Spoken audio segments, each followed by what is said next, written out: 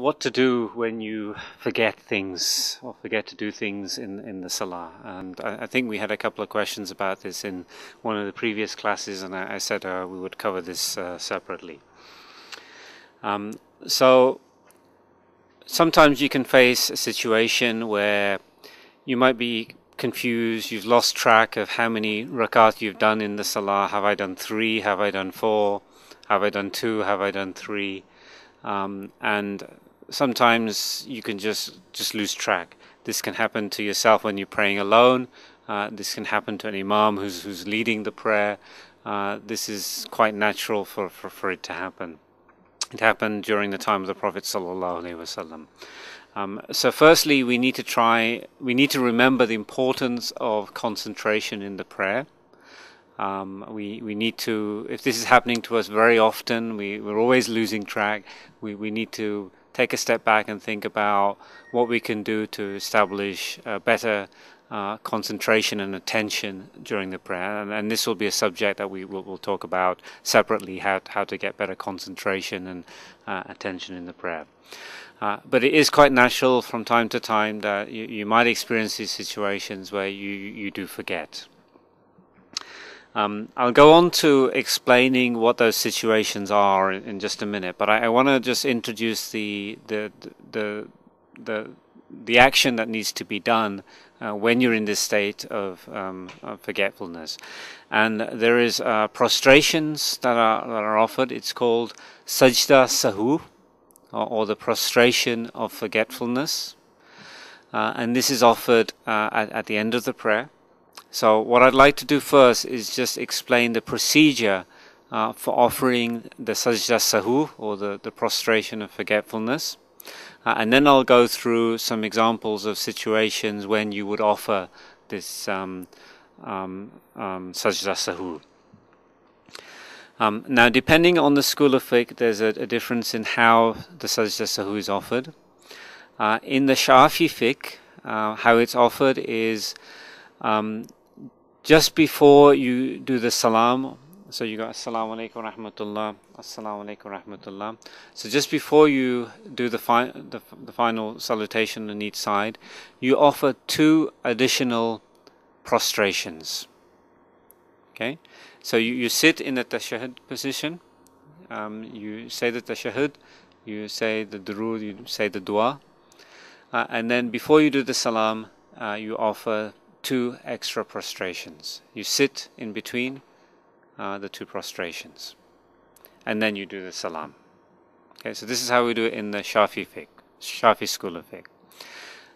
Now, in other schools of fiqh, like in the Hanafi school of fiqh, what is done is in the final rakat, you say the tashahhud, the first part. You say ashhadu an la ilaha illallah wahdahu la sharika lahu, you raise your finger, and then you do 1 salam.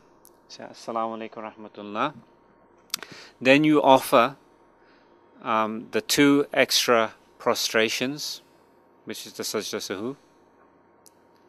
You sit, and then you say the whole tashahhud, the dua, the durood and the dua, and then you offer the salam. So these are 2 ways in which sajda sahu is offered. Okay, so as I said, in the former, the Shafi school, we offer 2 additional sajdas or prostrations just before the salam. Okay, in other schools like the Hanafi school, they do 1 salam first after the tashahhud. You do the 2 prostrations, and then you do the tashahhud in full, the durood and the dua, and then you do the salam. Okay, so these are 2 different ways in which the sajda sahu is offered.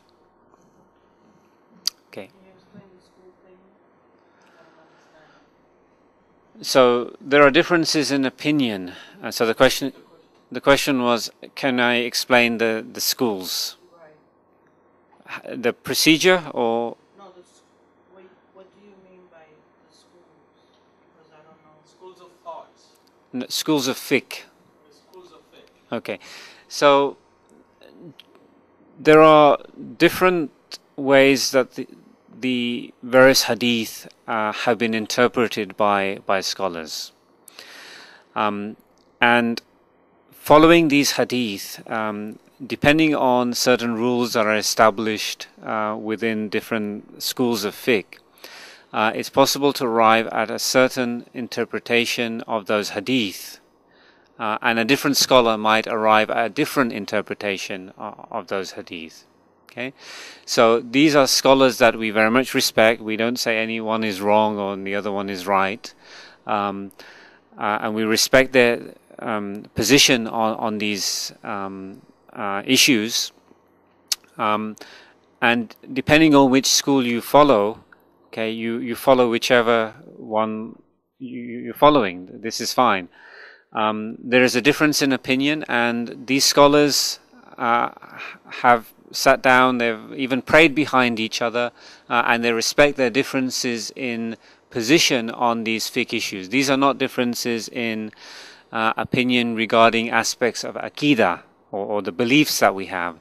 These are differences in opinion regarding certain technical matters about whether you do this in the prayer, you do that in the prayer, or other aspects of legal jurisprudence and so forth. So these differences amongst the scholars are something that we should not be concerned about, that there are differences in opinion. Okay, it's acceptable to have differences in opinion, and we respect all of these differences in opinion. So if somebody prays a different way to us, we respect that they pray differently to us, and they have a school of fiqh, they have their scholars that they are following, and this is fine, alhamdulillah. Is that okay though? Initially it was not meant to be school of thoughts. These are scholars who excelled in scholarship to understand the best how to codify the issues of Salat, the issues of Zakat, the issues of how to make wudu, and it's only in these matters really. It's the detailed of the technicalities. As he said, it's not the issues of faith, the major things that there is no difference among scholars in those. What has happened is that these scholars, as they dwelled into these matters, and remember, each one in his own period.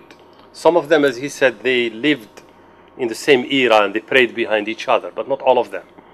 And so, one scholar, for example, based his opinion on a given saying of the Prophet ﷺ that has reached him at his time.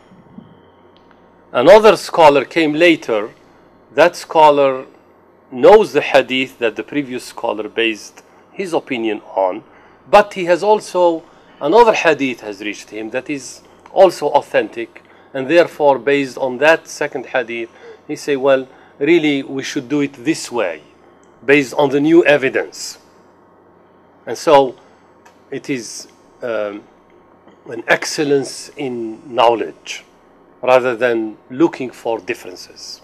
They never meant it to be school of thoughts. They were individual efforts to understand the deen based on the evidence that reached them. And so it's the followers that made of them school of thoughts. And so for you sisters and for us all today, it is okay if you are brought up on a given school of thought, that's fine. For you, you don't need to be in this matter at all. You follow what is authentic based on what you read. Today, alhamdulillah, today scholars have written books on how Salat should be. Period. How Rasulullah ﷺ performed his Salat without getting into the school of thought of Al-Ahnaf or Al-Shafi'i or Al-Maliki and so forth. I was listening to Brother Ishfaq, for example. There are another school of thought that say if you make a mistake that is diminishing in Salat, for example, you forget something, so you have not really made your Salat complete, then you make sujood before you make salam. And if you exceed, you add something to Salat out of your forgetfulness, then you make sujood after you make the salam.